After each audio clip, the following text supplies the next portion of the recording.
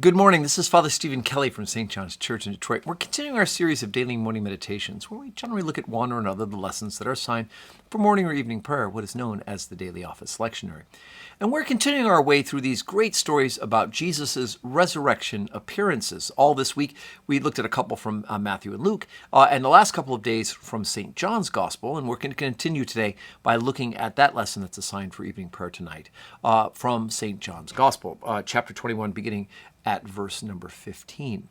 So let's go ahead and jump right in because, again, just as we talked about yesterday, how Jesus is recognized to them while they're out fishing, and it's kind of, there's a mirror image of Jesus calling them originally to ministry while they were fishing and then him calling him back into ministry after the resurrection from fishing as well. So it is we have a mirror event going on here today in our particular gospel lesson and a chance for Peter to undo his failings. So let's listen. So when they dined, Jesus saith unto Simon Peter, Simon, son of Jonas, lovest thou me more than these? And he saith unto him, Yea, Lord, thou knowest that I love thee.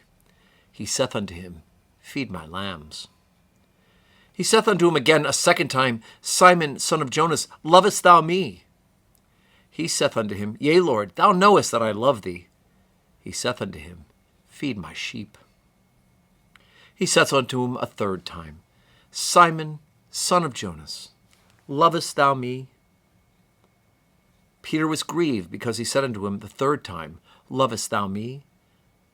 And he said to him, Lord, thou knowest all things. Thou knowest that I love thee. Jesus saith unto him, Feed my sheep. Verily, verily, I say unto thee, when thou wast young, thou girdest thyself and walkest whither thou wouldest. But when thou shalt be old, thou shalt stretch forth thy hands, and another shall gird thee and carry thee whither thou wouldest not. This spake he, signifying by what death he should glorify God. And when he had spoken this, he saith unto him, Follow me. But Peter, turning about, seeth the disciple whom Jesus loved following, which also leaned on his breast at supper, and said, Lord, which is he that betrayeth thee? Peter, seeing him, saith to the Lord, Lord, what shall this man do? Jesus saith unto him, If I will that he tarry till I come, what is that to thee? Follow thou me. Then went this saying abroad among the brethren that the disciple should not die. Yet Jesus saith not unto him, he shall not die, but if I will that he tarry till I come, what is that to thee? This is the disciple which testifieth of these things, and wrote these things. And we know that his testimony is true.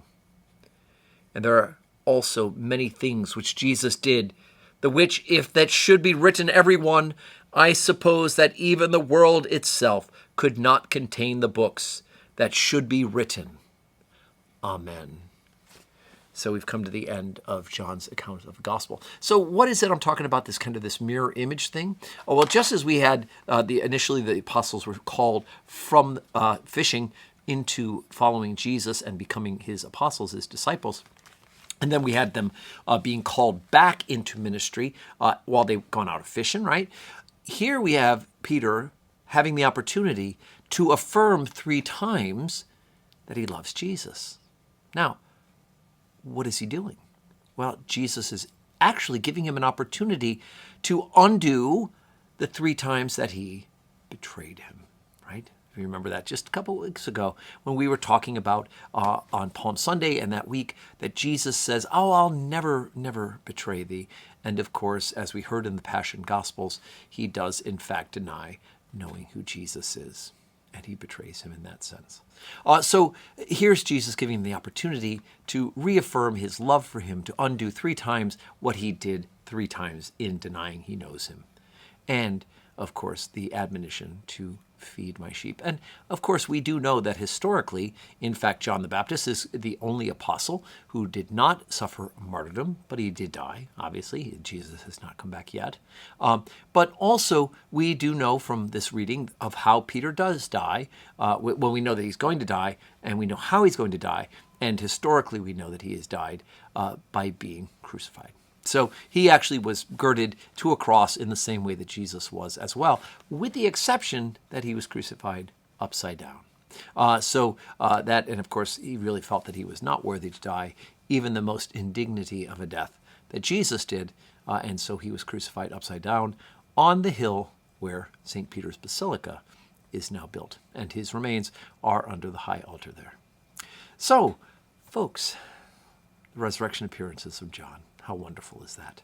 And today is Saturday, and of course we're gathering for worship tomorrow. And you know our schedule: 7:30 morning prayer, 8 o'clock Holy Communion, 10 o'clock second Sunday of the month we're going to have morning prayer with communion, and then at 5 p.m. evening prayer.